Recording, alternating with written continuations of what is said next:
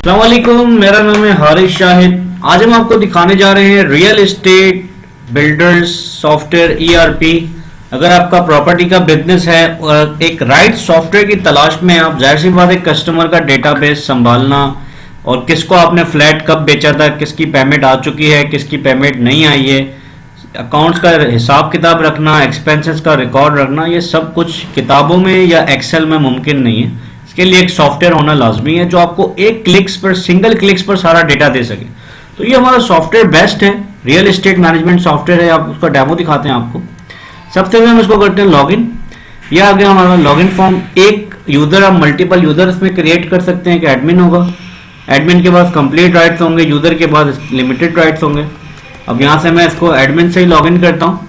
सबसे पहले हम आते हैं न्यू कस्टमर्स, यानी जो भी आपके पास कस्टमर्स आ रहे हैं बुकिंग के लिए या आपसे फ्लैट परचेज करने के लिए, उनका आप डेटाबेस बना देंगे। यहाँ पे हम ऐड करते हैं, कस्टमर का नाम लिख दिया। फॉर एग्जाम्पल मेरे पास आ रहा है मिस्टर मोहम्मद हसन, एक कस्टमर है। उसका कॉन्टैक्ट पर्सन में डाल दूंगा, कॉन्टैक्ट पर्सन कौन है उसके बिहाफ पे। फॉर एग्जाम्पल हसन खुद है।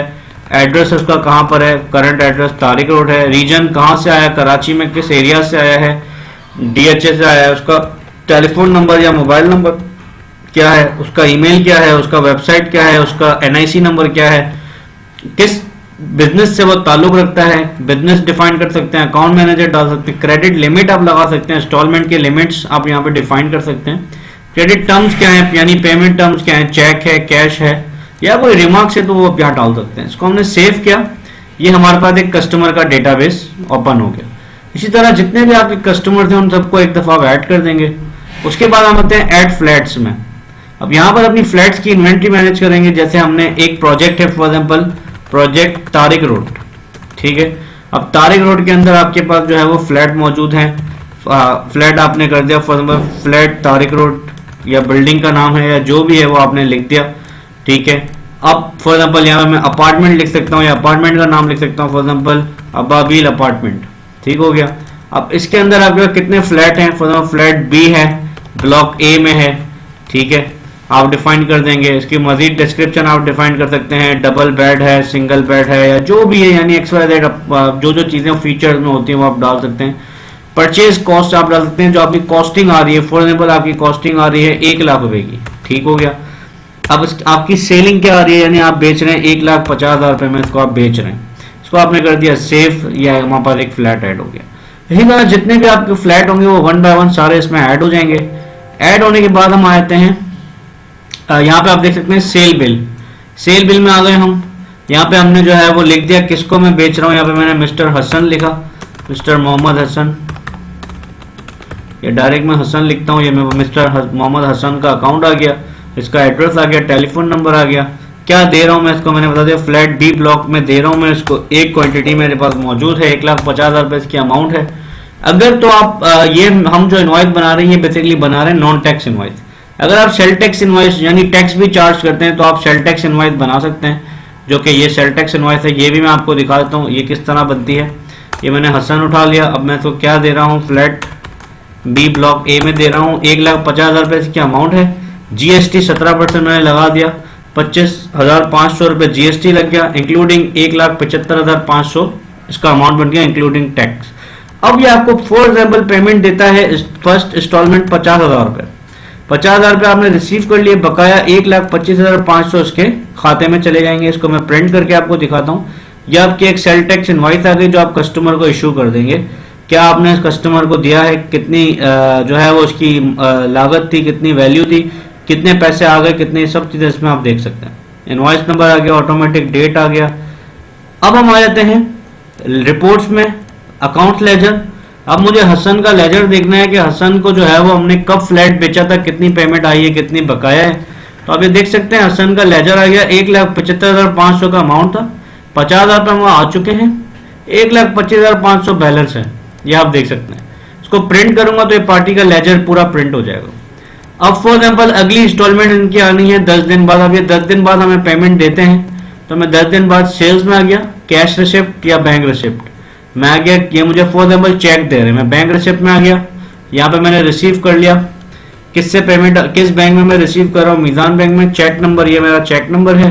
चेक डेट में यहाँ डाल दूंगा, यहाँ पे मैंने बता दिया रिसीव फ्रॉम हसन, 1,25,000 रुपये बकाया लेने हैं। यहाँ पे आपको देख सकते हैं press F4 to view pending invoices, यानी जितने भी इनवॉइसेस पेंडिंग होंगे, जिन जिन की पेमेंट नहीं आई है हसन की, सारी इनवॉइसेस आ जाएंगी।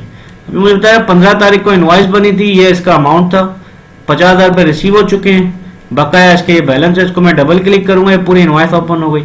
अब ये दूसरी इंस्टॉलमेंट मुझे दे रहा है 25,000 रुपये, यहाँ पे मैंने 25,000 रुपये लिख दिए। इसको मैं वाउचर को प्रिंट करूंगा या इसका वाउचर प्रिंट हो जाएगा, जहाँ पे मैं रिसीविंग ले सकता हूँ कि मैंने इस तारीख को इनसे पैसे ले लिए।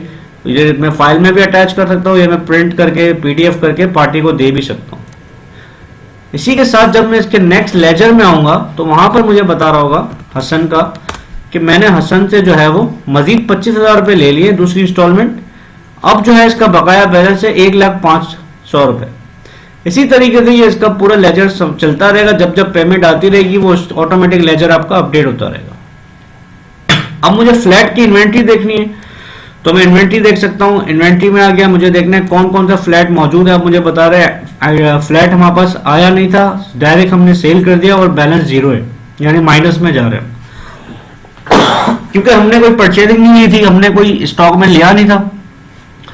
अगर तो हम अपने स्टॉक में लेते कि हमारे पास ये पहले स्टॉक में आया फिर सेल हुआ तो हमें पता चला। अपना परचेज इनवॉइस बना सकते हैं, परचेज सेल टैक्स, यानी कि अगर आप कोई फ्लैट पहले परचेज कर रहे हैं किसी आपके थर्ड पार्टी वेंडर से, फॉर एग्जांपल अली ने आपको बेचा, किस बिल लगे क्या क्या में बेचा वो आप बिल नंबर डाल देंगे। फ्लैट ए हमने फॉर एग्जांपल अली से लिया था 1 लाख रुपए में, GST आपको लगा 17%, इसको मैंने कर दिया प्रिंट, ये आपकी परचेज इनवॉइस आ गई, परचेज सेल टैक्स इनवॉइस आ गई। अब जब मैं अपनी इन्वेंट्री देखता तो ये मुझे इस तरह दिखाता कि एक आपके पास आया था, एक आउट हो गया, बैलेंस 0 है। अब मैं अगर लेजर में आता हूँ, मैंने यहाँ पे लेजर देखा फ्लैट B ब्लॉक A का, तो मुझे बता रहा है एक मैंने अली से खरीदा था, एक मैंने मोहम्मद हसन को दे दिया था, अब मेरे पास बैलेंस 0 हो गया। इस तरीके से आपकी फ्लैट की इन्वेंट्री मैनेज हो रही होगी। अगर आपको देखना है फला प्रोजेक्ट पे कितने फ्लैट मौजूद हैं, इन हैंड कितने हैं, कितने आप सेल कर चुके हैं, उन सब का स्टेटमेंट आपको मिलता रहेगा। टोटल आपको सेल्स देखनी है, यानी पूरे महीने में किन किन को आपने फ्लैट बेचे हैं। अब आप देख सकते हैं टोटल आपके पास आ रहा है कि मोहम्मद हसन को हमने जो है वो 1,50,000 रुपये में 1,50,500 इंक्लूडिंग टैक्स बेचा था।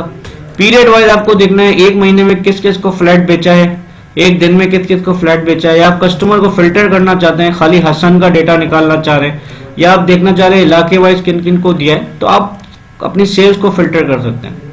प्रॉफिट एंड लॉस जो बिजनेस का सबसे मेन पार्ट होता है कि आपने एक चीज बेची, इसमें आपको क्या प्रॉफिट हो। अब ये फ्लैट B ब्लॉक A हमने जो है वो इसकी यूनिट कॉस्ट थी 1 लाख रुपए, 1,50,000 सेल वैल्यू थी, 50,000 रुपये हमारा प्रॉफिट आ गया। इसी तरह डेट वाइज आप प्रॉफिट अपना निकाल सकते हैं, 1 दिन का, 1 महीने का, 1 साल का, तमाम प्रॉफिट निकाल सकते हैं। साथ ही साथ में इसके आपके डेली एक्सपेंसेस हैं, यानी आप सैलरीज दे रहे हैं अपने एम्प्लॉयज को, किसी किस्म का खर्चा हो रहा है ऑफिस में, वो सब चीजें आपसे मैनेज कर सकते हैं। इसमें आप देख सकते हैं कंप्लीट चार्ट ऑफ अकाउंट्स हमने बनाया हुआ है, ये आप देख सकते हैं। आपके एक्सपेंसेस, आपके labour wages, vehicle expense, salary account, सब चीजें इसमें हमने दी हुई। साथ ही साथ आपकी आउटस्टैंडिंग रिपोर्ट, कस्टमर बैलेंसेस की रिपोर्ट के इस वक्त मार्केट में किन किन को हमने फ्लैट बेचे हुए हैं और कितने पैसे मार्केट से हमें लेने, पूरी आपके पास हिस्ट्री आ जाती है कि मोहम्मद हसन को हमने, एक हमारा कस्टमर है जिनसे हमें 1,05,000 रुपये लेने हैं। इस तरह जितने भी होंगे आपके 100 होंगे, 200 होंगे, 1000 होंगे, वो सब डेट वाइज भी आप इसको फिल्टर कर सकते हैं। इसी तरह आप अपनी बैलेंस शीट निकाल सकते हैं, इनकम स्टेटमेंट देख सकते हैं, पूरे साल का क्या प्रॉफिट हुआ, क्या एक्सपेंस हुआ, क्या लॉस हुआ, ये आपका पूरे साल का प्रॉफिट एंड लॉस रिपोर्ट आ जाएगी। तो ये पूरा हमारा ERP प्रॉपर्टी मैनेजमेंट सॉफ्टवेयर है, जो कि रियल एस्टेट मैनेजमेंट सॉफ्टवेयर है। अगर आपको हमारा सॉफ्टवेयर पसंद आ रहा है, डिस्क्रिप्शन में हमारा व्हाट्सएप नंबर लिखा हुआ है, डायरेक्ट कॉन्टैक्ट नंबर लिखा हुआ है, हमारी वेबसाइट लिखी हुई है, आज ही हमसे रब्ता कीजिए। Thank you so much. अस्सलाम वालेकुम।